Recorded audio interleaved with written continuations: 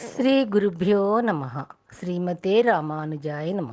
ఈరోజు మంచి మాట అంటే చెడ్డవానితో స్నేహం ఎలా ఉంటుందో, మంచివానితో స్నేహం ఎలా ఉంటుందో తెలుసుకుందాము.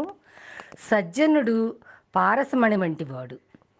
ఆ మణికి ఇనుమును బంగారంగా మార్చే శక్తి ఉంటుంది.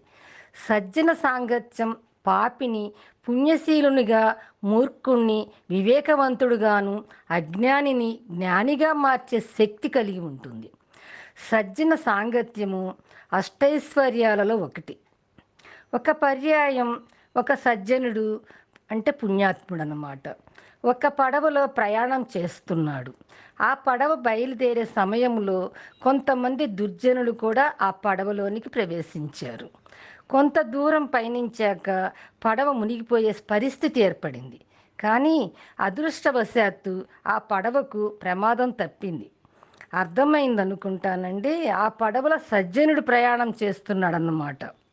మంచివారిని రక్షించుటయే వ్రతంగా పెట్టుకున్న ఆ శ్రీహరి సజ్జనుని కొరకు ఆ పడవను ప్రమాదం నుండి తప్పించాడు. తద్వారా ఆ దుర్జనుడు కాపాడబడినారు. దీని వలన సజ్జన సాంగత్య ప్రభావమున మూర్ఖులు మృత్యుముఖం నుండి బయటపడినారు. అదేవిధంగా దుర్జన సాంగత్యం ఎంతటి ఆపదను కలిగిస్తుందో తెలుసుకుందాము. ఒక పర్యాయం ఒక పడవలో కొంతమంది దుర్జనులు ప్రయాణం చేస్తున్నారు. పడవ బయలుదేరే సమయానికి ఒక సత్పురుషుడు వచ్చి ఆ పడవలో చేరుకున్నాడు. కొంత దూరం పయనించాక ఆ పడవ మునిగింది.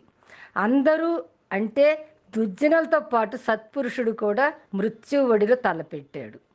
దుర్జన సాంగత్యం తెలిసి చేసిన తెలియక చేసిన కర్మఫలం అంటే శిక్ష అనుభవించి తీరవలసిందే. ఉదాహరణకు ఇద్దరు క్షయవ్యాధిగ్రస్తులు మరో ఇద్దరితో సావాసం చేశారనుకుందాం. అందులో ఒకడు శ్రీహరి భక్తుడు, మరొకడు పానప్రియుడు అంటే మద్యపానం సేవించేవాడు అనమాట. ఒక క్షయవ్యాధిగ్రస్తుడు శ్రీహరి భక్తునితో కలిసి వైష్ణవాలయానికి వెళ్ళాడు. మిత్రునితో పాటు తులసి తీర్థం పుచ్చుకున్నాడు. కాలక్రమేణా వ్యాధి నయమైంది, స్వస్థత కలిగింది.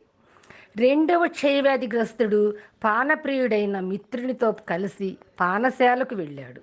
మిత్రుని ప్రోద్బలంతో సురాపానం అంటే మద్యపానం చేసేవాడు కాలక్రమంలో క్షయవ్యాధి ముదిరి తనువు చాలించాడు. సజ్జన సాంగత్యము దుర్జన సాంగత్యము వలన కలిగే మేలు కీడు మీకు తెలిసాయనుకుంటాను.